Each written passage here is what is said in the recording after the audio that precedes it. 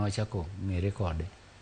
Koro kane wachako ng'ere kode, koro odhi matin to chopo kama bos ma wuon bane ne koro neno ka ng'iyo marwa dwa dhi mbele kod nyako ni.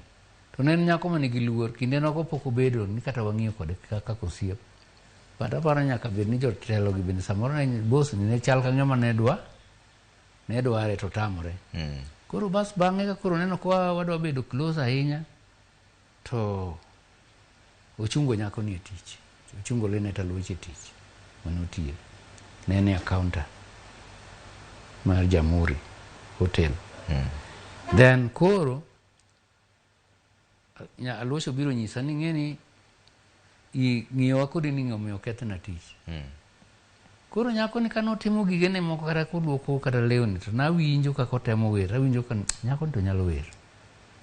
Koro nyako ni okay, kamano osebeti, ok adwa nakethni tich tibende mondo kuma koro idhiye onge.